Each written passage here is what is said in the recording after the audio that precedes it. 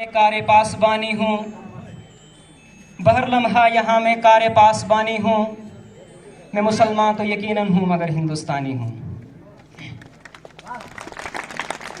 काबिल एहतराम जनाब मेहमान खुसूसी प्रिंसिपल हायर सेकेंडरी ZDO, नायब तहसीलदार मारा और तमाम दीगर काबिल एहतराम अशखास व सामीन आदाब और यूम जमहूरिया की बहुत बहुत मुबारकबाद। आज का दिन ही यानी 26 जनवरी 1950 ईस्वी को हम लोगों ने खुद को आइन की एक किताब दी थी जिसके तहत हम अपने आइंदा के निज़ाम को चलाने वाले थे। हमारे हिंदुस्तान का हाल अंग्रेज लोग ये कर गए थे कि जब हम लोगों ने अपने आप को एक कानून दिया जिसे हम कॉन्स्टिट्यूशन कहते हैं, तो हमने उसमें एक directive principles of state policy करके एक प्रोविजन रखा जिसके तहत हमने कुछ ऐसी प्रोविजन या फिर कुछ ऐसी पॉलिसी जो थी जो आने वाले वक्त में इम्प्लीमेंट करनी थी।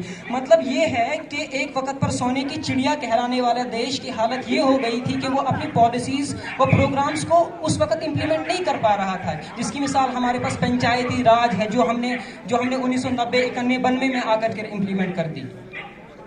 बहरहाल 1950 वाले हिंदुस्तान को तो हम काफ़ी पीछे छोड़ आए हैं।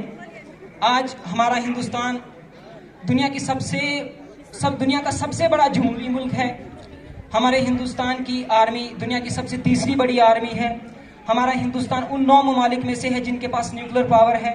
हमारे हिंदुस्तान की इकॉनमी जो है डेवलपिंग कंट्रीज में सबसे फास्टेस्ट इकॉनमी है।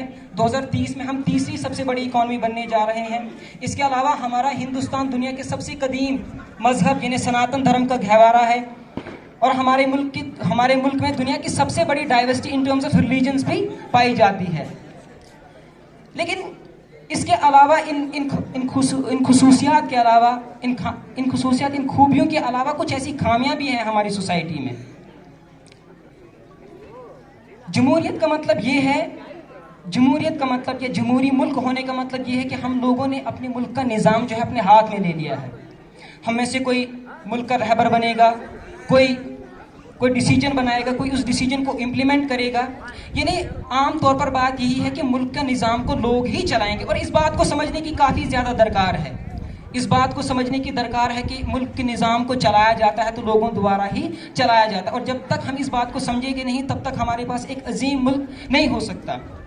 और मुल्क का इक़्तिदार या मुल्क की भाग दौड़ या मुल्क की जिम्मेदारी संभालने का ये मतलब नहीं कि कल सुबह उठ करके हम इक़्तिदार पर कब्जा कर लें, बल्कि हम जहाँ पर भी हैं, जिस जगह पर भी हैं, जो भी किरदार अदा कर रहे हैं उसे 100% यानी कि अपना 100% दें। आप स्टूडेंट हैं, हम स्टूडेंट हैं, ठीक, तो हमारा सबसे बड़ा फ़र्ज़ ये बनता है कि हम पूरे फोकस और डिटर्मिनेशन के साथ पढ़ाई करें। तो आप हुबुल वतन हैं, आप पैट्रियोटिक हैं, आप अपना फ़र्ज़ निभा रहे हैं, आप पेरेंट्स हैं, आपका फ़र्ज़ बनता है कि आप अपने बच्चों को अच्छे से तालीम और तरबियत करें ताकि वो कल को मुल्क के अच्छी शहरी बने, मुल्क की भागदौड़ संभालें। अगर आप इस सिलसिले में लापरवाही बरतते हैं तो कल को वही बच्चे मुल्क पर बोझ बनेंगे। लेकिन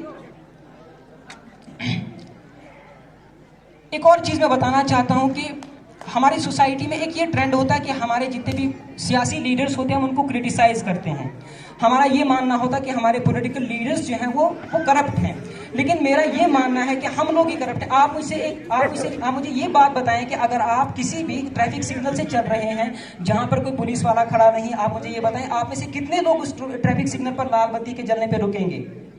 कोई भी नहीं। अरे हम लोग तो वो हैं जो जिनके घर पे मीटर लगा होता है, बिजली का बिल कम लाने की वजह से हम उसे कुंडी डाल देते हैं। क्या हम करप्शन की बात करेंगे? हम लोग तो वो हैं जो चाय की दुकान पर बैठकर अखबार पढ़ते हैं, उसमें ये खबर पढ़ते हैं कि किसी दुकान पर या भी कहीं पर भी कोई चाइल्ड लेबर कर रहा है, तो और हम ये डिसीजन सुना देते हैं कि चाइल्ड लेबर करने वालों को फांसी होनी चाहिए और उसी दुकान पर कोई बच्चा काम करता है हम उससे चाय मंगवाते हैं। क्या हम करप्शन की बात करेंगे?